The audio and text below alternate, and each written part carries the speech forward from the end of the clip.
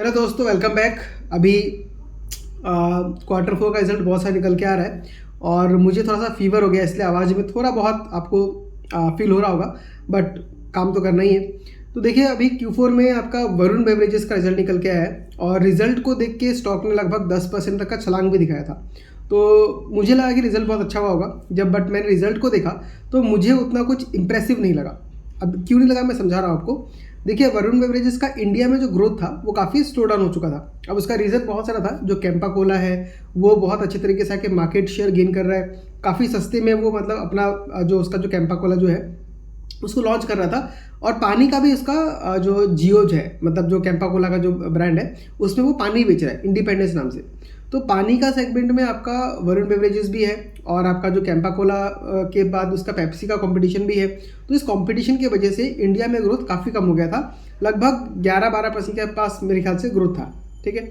एक रीज़न और भी था कि उनका जो मतलब पिछले साल में मॉनसून बहुत लंबे समय तक चला था, तो गर्मी उतना रहा नहीं, जिसकी वजह से उनके सेल्स पे इम्पैक्ट पड़ा। और उसकी वजह से आप देख सकते हैं कि स्टॉक ने अच्छा खासा वो डाउनफॉल भी दिखाया था और एक टाइम करेक्शन में चला गया था जहां स्टॉक परफॉर्मेंस आपको दिखाई नहीं पा रहा था। बट इस क्वार्टर में कंपनी ने क्या किया है, लगभग ओवरऑल अगर देखूं तो 16-17% का ग्रोथ दिखाया है आपका सेल्स में, और रेवेन्यू में भी मेरे ख्याल से 18-20% का ग्रोथ है। अब हमको यहाँ पे दो अलग अलग बिजनेस को देखना पड़ेगा। जो इंडिया वाला बिजनेस है वो मेरे ख्याल से आपका 14 से 15% में ग्रो किया है, और जो उनका साउथ अफ्रीका वाला जो बिजनेस है वो उनका ग्रो कर रहा है लगभग 21% से, जो कि बहुत ही अच्छा खासा ग्रोथ है। और मुझे लगता है कि साउथ अफ्रीका वाला जो बिजनेस है वो काफ़ी अच्छे तरीके से ग्रो कर सकता है, क्योंकि वो लोग नया नया एक्विजिशन कर रहे हैं और सिर्फ बेवरेज को छोड़ के, मतलब कोल्ड ड्रिंक्स को छोड़ के, वो लोग बाकी जो पैकेज होता है, चिप्स होता है, वो उसके अंदर भी एंटर कर रहे हैं। तो आपको अफ्रीका में अच्छा खासा ग्रोथ देखने के लिए मिल सकता है। मैनेजमेंट भी खुद बोल रहा है ये, और बहुत ज़्यादा बुलिश भी है। ठीक है।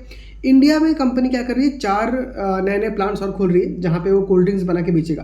तो कंपनी ने बोला है हमको कि जो कैंपा कोला का जो कंपटीशन था वो हमको अब उतना इम्पैक्ट नहीं कर पा रहा है, क्योंकि कंपटीशन के बाद भी हम लोग का जो वॉल्यूम है, मतलब कितना हमने कोल्ड ड्रिंक्स बेचा, वो लगभग 14% से ग्रो किया है। तो अगेन ये भी कंपनी के लिए एक अच्छी बात है। और ओवरऑल देखिए अगर, तो मैनेजमेंट ने खुद ही कहा कि हम लोग आज तक हमेशा 20-20% से ग्रो किए हैं, बस पिछले साल में हमको थोड़ा बहुत कंपटीशन फेस करने मिला। उसके बाद जो मॉनसून काफ़ी लंबा चल गया था, उसके वजह से हमको बस दिक्कत हुआ है, एक साल का प्रॉब्लम था। लेकिन आगे आने वाले साल में हम हर साल अगेन वही 20-22% से ग्रो कर सकते हैं, ऐसा कंपनी की मैनेजमेंट बोल रही है। अब यहाँ पे कुछ चीज़ का दिक्कत भी ये भी है कि देखिए, अभी जो क्राइसिस चल रहा है, जो वार चल रहा है, उसमें क्या है, इनको पैकेजिंग का जो चीज़ होता है, जैसे मान लीजिए एल्यूमिनियम कैन में लोग बना के बेचते हैं, फिर जो पेट का जो बॉटल होता है प्लास्टिक वाला, उन सब में इनको दिक्कत हो सकता है। बट वहाँ भी मैनेजमेंट ने ये कहा है कि हम लोग के पास जो एल्यूमिनियम कैन का जो एल्यूमिनियम जो चाहिए वो अगले 6 महीने तक का हमारे पास स्टॉक में रखा हुआ है। तो अगले 6 महीने तक हमको कोई दिक्कत नहीं होने वाला। बट जो कॉम्पिटिटर्स है उनसे हमारा कंडीशन बहुत अच्छा है, उनको ज़्यादा प्रॉब्लम होगा, बट हमको प्रॉब्लम नहीं होगा। उसी के साथ कंपनी ने आपका स्टिंग क्लासिक बोल के लॉन्च किया है। उसमें कंपनी बोली कि हम लोग का पहले की तरह होपफुली, मतलब कंपनी एक्सपेक्ट कर रही है कि वहाँ भी अच्छा खासा ग्रोथ देखने के लिए मिल जाए। नेक्स्ट अगर देखेंगे तो कंपनी ने नए प्राइसेस पे लॉन्च किया है, 10 रुपये 20 रुपये का पैकेट, जिससे मतलब बहुत सारे जो कस्टमर्स हैं जो अफोर्ड नहीं कर सकते वो भी आके वहाँ बाय करेंगे, तो उससे वॉल्यूम बढ़ सकता है। तो ये सब तो कंपनी का बिजनेस के बारे में बात हो गया। अच्छा खासा ग्रोथ भी कंपनी कर रही है। पर्सनली मुझे रिजल्ट ठीक ठाक लगा है, लेकिन अगर मैं कंपेयर करके देखूँ इसका वैल्यूशन पे, तो वहाँ पे मुझे कंफर्टेबल नहीं लगता है। क्योंकि देखिए, कंपनी आपका किस रेट से ग्रो करेगी, 20% से ग्रो करेगी। ठीक है। लेकिन कंपनी का प्राइस टू अर्निंग अगर आज का देखूँ तो 55-56 का है। अब मैंने आपको हमेशा बहुत सिंपल तरीके से समझाया हुआ है कि आपको हमेशा क्या देखना है, पैग रेशियो। ये एक चीज़ समझ जाएंगे तो आप कभी भी मतलब किसी स्टॉक में फंसे नहीं रहेंगे।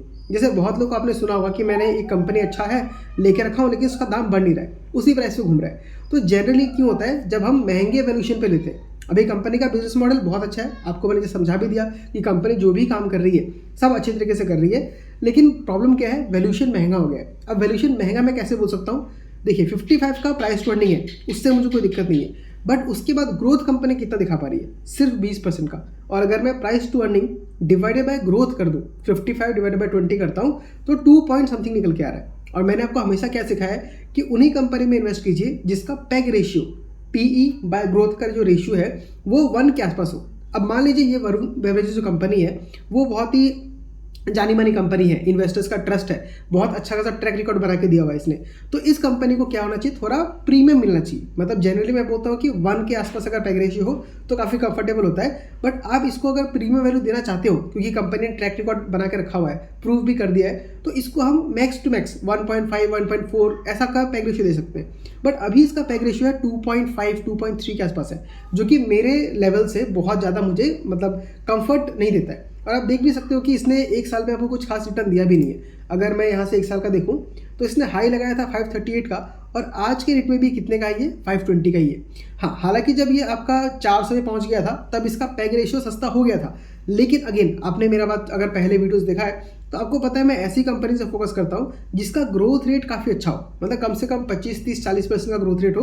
हालांकि कोई भी कंपनी इतने लंबे समय तक ग्रोथ रेट नहीं दिखा सकती, बट वो जो 2-3 साल तक ग्रोथ दिखाता है उसमें भयंकर पैसा बनता है। आपको मैं यहाँ पे दिखाता हूँ मतलब क्या, मैं कुछ स्क्रीनशॉट चिपका दूंगा, बट आपको मैं चार्ट में भी दिखाता हूँ।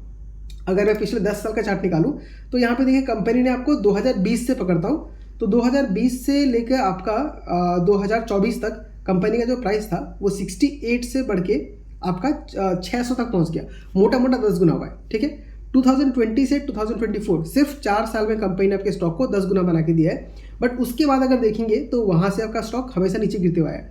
अब मैं आपको दिखाता हूँ कंपनी ग्रोथ किस तरीके से कर रही थी। 2020 से अगर मैं देखूँ तो आपका देखिए सबसे पहले 2020 में 6,450 करोड़ का सेल्स किया, फिर 8,800 कितना 25 करोड़ का सेल किया, ऑलमोस्ट आपका कितना है 25% ग्रोथ है। फिर 8,000 से 13,000 ऑलमोस्ट मेरे ख्याल से 25-30% ग्रोथ होगा।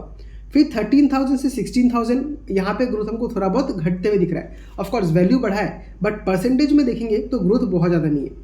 फिर 16,000 से आपका 20,000 हुआ है। अगेन आपका मेरे ख्याल से 20 से 25% तक का ग्रोथ हमको देखने मिला है। लेकिन उसके बाद ये जो आपका 2025 है इसमें आप देख सकते हैं ग्रोथ बिल्कुल खत्म हो गया।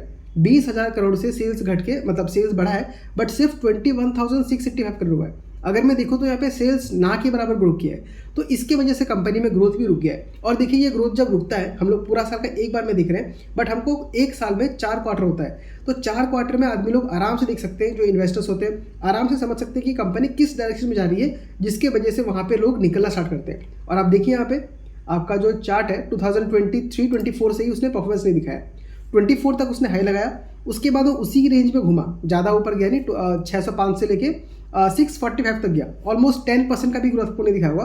बट उसके बाद जब लोगों ने देखा कि ग्रोथ नहीं आ रहा है तो वो स्टॉक अच्छा खासा करेक्ट किया, और अभी वैल्यूशन सस्ता होने के बाद क्योंकि इसका ट्रैक रिकॉर्ड है तो वहाँ पे हमको थोड़ा बहुत ग्रोथ देखने के लिए मिला है। अब यहाँ पे देखिए फाइनल मेरा व्यू क्या है, मेरा ओपिनियन है। देखिए मैं इस वीडियो में या कोई भी वीडियो में जो बात करता हूँ वो सिर्फ आपको सिखाने के लिए करता हूँ, मैं कोई रिकमेंडेशन नहीं दे रहा हूँ। तो वरुण बेवरेजेस से मुझे लगता है गोइंग फॉरवर्ड आपका बहुत ज़्यादा पैसा नहीं बनना चाहिए, क्योंकि ग्रोथ रेट वैसा नहीं है। हाँ, आपको ये हो सकता है कि वो एक रेंज में घूमता रहे, जैसे मान ली 518 पे चल रहा है अभी, गिरते गिरते अगर 400 पे आ गया तो फिर से 400 से 500 तक जा सकता है, क्योंकि उस टाइम पे आपका एक वैल्यूशन कंफर्ट आपको मिल जाएगा। बट एज ए इन्वेस्टर मेरा काम क्या है, मुझे ऐसे कंपनीज में जाना है जिनमें ग्रोथ भयंकर हो, मेरा 1 लाख रुपये 10 लाख बना दे, ऐसा ग्रोथ मुझे चाहिए। और ये पॉसिबल भी है, आपने देखा भी है, वरुण बेवरेजेस करके दिखाया, बट अब वो नहीं कर पा रहा है और मेरे ख्याल से आगे भी नहीं कर पाएगा, क्योंकि कंपनी बहुत बड़ा हो चुका है। वापस से अगर ये मान लीजिए 25-30% ग्रोथ दिखाना स्टार्ट कर दे, अफ्रीका में ऐसा कुछ हो जाए बहुत, तो फिर से कंपनी ग्रो करेगा, बट अभी नहीं करेगा। और अभी वैल्यूशन महंगा होने की वजह से मैं इसमें इन्वेस्ट नहीं करूँगा। अब आपका जो ओपिनियन है, आप क्या सोचते हैं इस कंपनी के बारे में, वो कमेंट करके मुझे बताइए। और अगर आपको ये वीडियो अच्छा लगा है, अगर आपको कुछ नया चीज़ सीखने को मिला है, तो अपने दोस्तों के साथ भी शेयर कीजिए, क्योंकि उससे मुझे भी अच्छा लगता है कि मुझे भी ग्रोथ देखने के लिए मिल रहा है और मैं और बहुत ज़्यादा मोटिवेट होके आप सबके लिए वीडियो बना सकता हूँ।